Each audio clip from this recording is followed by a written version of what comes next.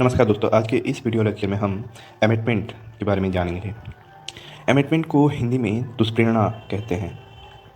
भारतीय दंड संहिता के अध्याय 5 में इसके बारे में प्रबंधन है और धारा 107 से धारा 120 तक दुष्प्रेरण के अलग अलग प्रबंधनों को बतलाया गया है। दुष्प्रेरण क्या है, दुष्प्रेरण कैसे किया जाता है, दुष्प्रेरण के लिए कितनी सज़ा होनी चाहिए, इत्यादि बातों को इसमें बताया गया है। यहाँ पर कोई व्यक्ति स्वयं अपराध नहीं करता, लेकिन अपराध करने को किसी को उकसाता है।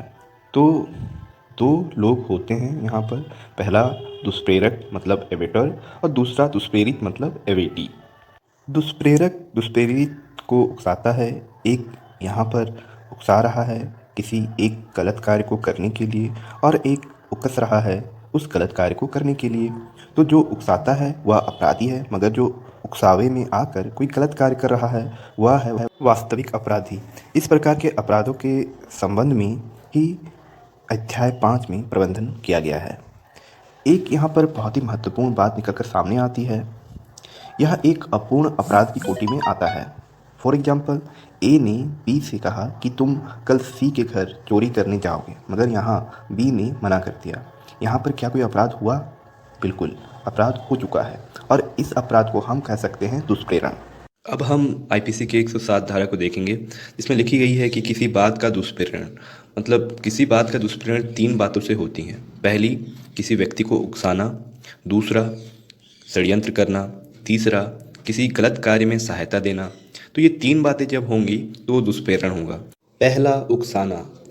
उकसाना या भड़काना का अर्थ होता है किसी अन्य व्यक्ति को एक दोषपूर्ण कार्य करने के लिए उत्तेजित करना या फुसलाना। अब हम इसके एक एग्जाम्पल को देखेंगे।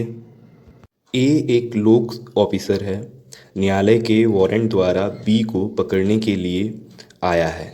सी उस बात को जानते हुए और यह भी जानते हुए कि डी बी नहीं है, ए को जानबूझकर यह इशारा करता है कि डी बी है, डी ही बी है, और इसके बाद ए डी को पकड़वाता है।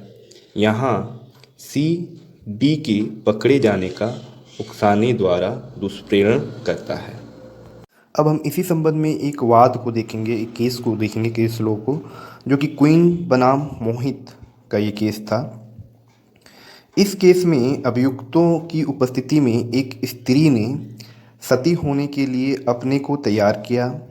वे लोग उसके साथ चिता तक गए तथा उसके सौतेले पुत्रों के साथ खड़े होकर राम राम चिल्लाते रहे। यह निर्णय दिया गया कि वे सभी व्यक्ति जो चिता तक उसके साथ आए थे तथा राम राम चिल्ला रहे थे दुष्प्रेरण के दोषी होंगे, क्योंकि उन लोगों ने सती होने के लिए सक्रिय रूप से उसे समर्थन दिया था। अब हम इसके दूसरे पहलू को देखेंगे, षड्यंत्र के माध्यम से दुष्प्रेरण, एवेटमेंट बाय कॉन्स्पिरेसी। षड्यंत्र के माध्यम से दुष्प्रेरण तब होता है जब 2 या 2 से अधिक व्यक्ति किसी अवैध कार्य को करने अथवा किसी अवैध कार्य को अवैध साधनों से करने के लिए सहमत हो जाते हैं, तब वह षड्यंत्र के माध्यम से दुष्प्रेरण करते हैं। और इसका तीसरा पहलू कहता है कि सहायता के माध्यम से दुष्प्रेरण, एबेटमेंट बाय एडिंग।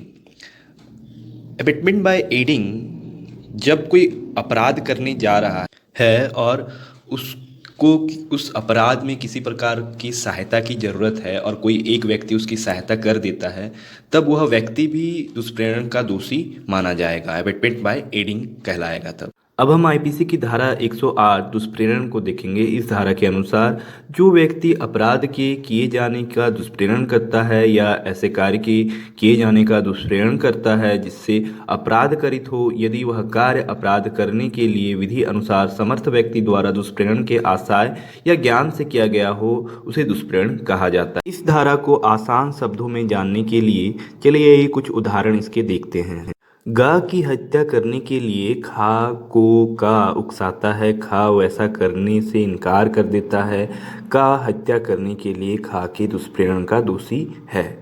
जब कोई व्यक्ति किसी को दुष्प्रेरण के द्वारा किसी कार्य को करने के लिए कह रहा है, अगर वह कार्य वह व्यक्ति नहीं भी करता है तो भी यहाँ पे वह पहला व्यक्ति दुष्प्रेरण के तहत उस सज़ा के लिए हकदार होगा जिस अपराध को वह उस दूसरे व्यक्ति को करने के लिए कह रहा था। अब हम इसके दूसरे उदाहरण को देखेंगे।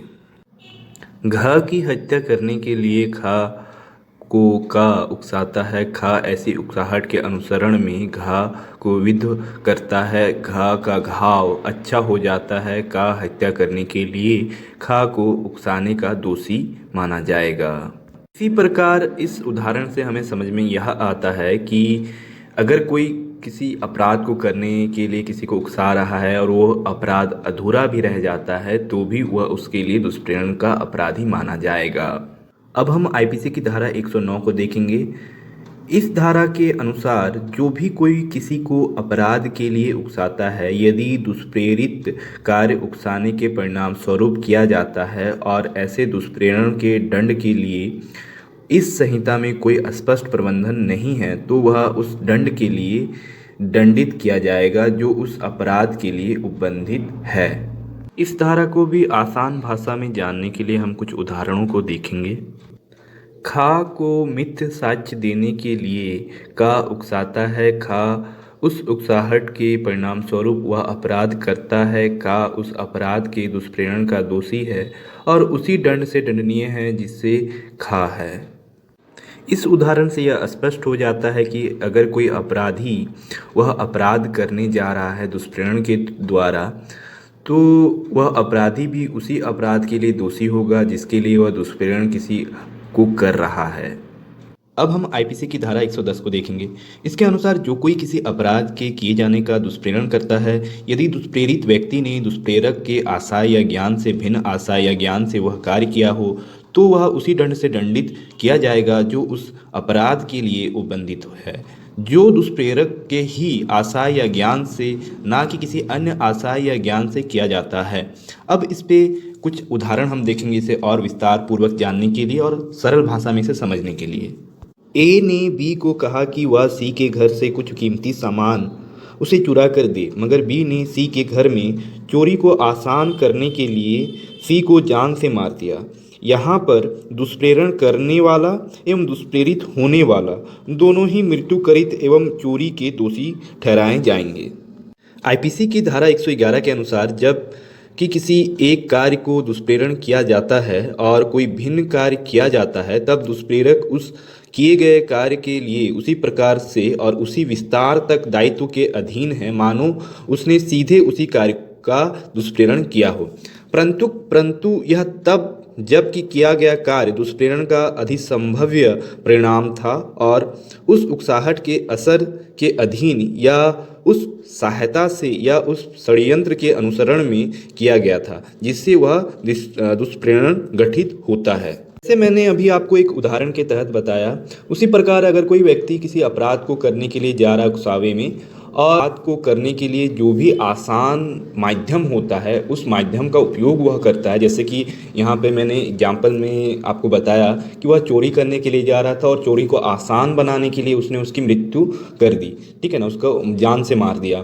तो यहाँ पे दोनों ही उस अपराध के दोषी ठहराए जाएंगे चाहे उन्होंने वह अपराध किया हो या नहीं किया हो, ठीक है। जैसे कि दुष्प्रेरण करने वाला भी और दुष्प्रेरित होने वाला भी दोनों ही उस अपराध से दंडित किए जाएंगे, उस अपराध के दंड से दंडित किए जाएंगे। आईपीसी की धारा 112 के अनुसार यदि वह कार्य जिसके लिए दुष्प्रेरक अंतिम पूर्वगामी धारा के अनुसार दायित्व के अधीन है दुष्प्रेरित कार्य के अतिरिक्त किया जाता है और वह कोई सुभिन्न अपराध गठित करता है तो दुष्प्रेरक उन अपराधों में से हर एक के लिए दंडनीय नहीं है। इसे हम आसान शब्दों में समझने के लिए एक उदाहरण को देखेंगे। अब खा को एक लोक सेवक द्वारा किए गए करस्थम का बलपूर्वक प्रतिरोध करने के लिए का उकसाता है। खा परिणाम स्वरूप उस करस्थम का प्रतिरोध करता है। प्रतिरोध करने में खा करस्थम का निष्पादन करने वाले ऑफिसर को स्वच्छ घोर उपाहित करित करता है। खा ने करस्थम का प्रतिरोध करने और स्वच्छ घोर उपाहित करित करने के दो अपराध किए हैं, इसलिए खा दोनों अपराधों के लिए दंडनीय है। और यदि का यह संभव्य जानता था कि उस करस्थम का प्रतिरोध करने में खा स्वच्छ चोर उपाहित करेगा तो का भी उनमें से हर एक अपराध के लिए दंडनीय होगा। इस उदाहरण से यह स्पष्ट हो जाता है कि जो व्यक्ति दुष्प्रेरण करता है वह भी उस अपराध के लिए दोषी ठहराया जाएगा जो अपराध वह दुष्प्रेरित व्यक्ति करेगा। परंतु अगर वह दुष्प्रेरित व्यक्ति जो है वह दुष्प्रेरण करने वाले व्यक्ति के कार्य को पूर्ण करने के दौरान जो कार्य होते हैं सुगम करने के लिए वो ना करके वह किसी अलग कार्य को करता है तो वह उस अलग कार्य के लिए भी दोषी ठहराया जाएगा। लेकिन जो दुष्प्रेरण करने वाला जो व्यक्ति है वह उस अपराध का दोषी नहीं ठहराया जाएगा।